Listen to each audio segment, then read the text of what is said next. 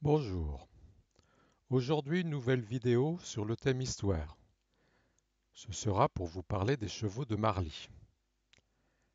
J'avais publié un billet sur le sujet, le lien est donné en commentaire, mais depuis quelques mois déjà, j'avais en projet d'en faire une vidéo. Donc voici ma proposition d'animation, sous PowerPoint bien entendu. Pour commencer, plantons le décor. Nous sommes en région parisienne, côté ouest. Sous une des nombreuses boucles de la Seine, nous trouvons Marly-le-Roi, où fut un temps, le roi pouvait recevoir ses invités dans un château à l'architecture particulière aujourd'hui disparue.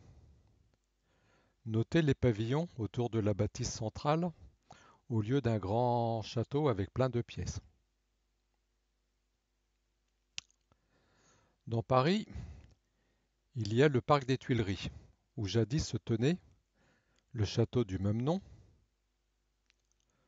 château que le Louvre mit bien des années à rejoindre avec les ajouts successifs jusqu'à sa destruction après la Commune, laissant maintenant au Louvre une silhouette pas facilement compréhensible aux non-initiés. Mais ceci n'est pas le sujet du jour, revenons à nos chevaux.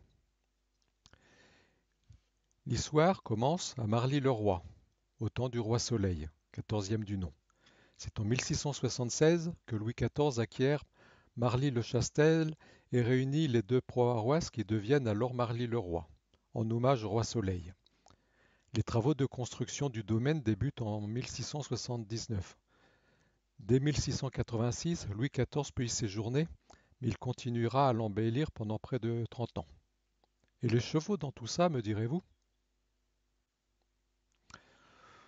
On commence avec deux sculptures de Coisevaux mises pour orner l'abreuvoir.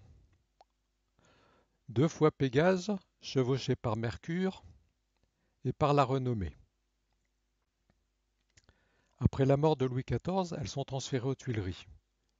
Louis XV revient s'installer à Marly et alors Guillaume Coustou, élève de Coisevaux, sculpte un second groupe qui vient à nouveau orner l'abreuvoir. Ce sont les chevaux retenus par des palefreniers.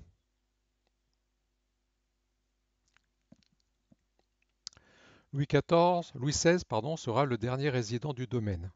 Après la Révolution, le domaine est laissé à l'abandon et de nouveau, les nouveaux chevaux sont transférés à Paris en 1794. En résumé, 1702, les groupes équestres de Coisevaux viennent orner l'abreuvoir. Deux premiers chevaux à Marly, d'ailleurs, c'est deux fois Pégase. 1719, transfert des statues équestres de Coisevaux à l'entrée occidentale du jardin des Tuileries. Pégase s'est envolé vers de nouveaux horizons.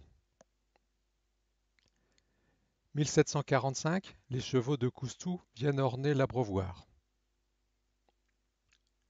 1794, transfert des chevaux à De Coustou à Paris, place de la Concorde en bas des champs. En 1794, il y avait donc 4 chevaux à Paris et 0 à Marly. Vous pourriez donc penser qu'il n'y a plus de chevaux à Marly et que les originaux se trouvent à l'entrée des Tuileries et en bas des champs.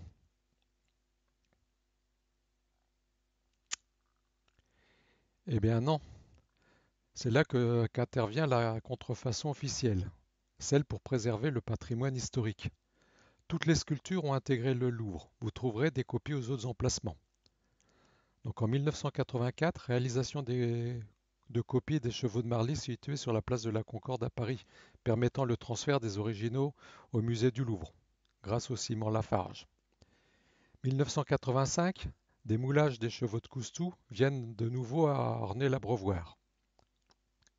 1986, les derniers moulages viennent remplacer les chevaux à l'entrée des Tuileries.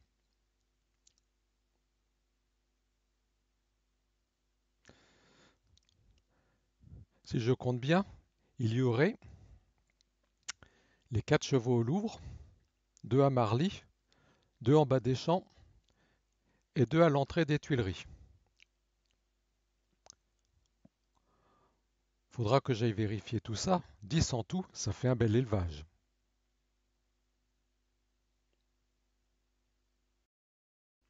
Ce sera tout pour aujourd'hui. Je vous donne rendez-vous pour une prochaine vidéo. Bien à vous.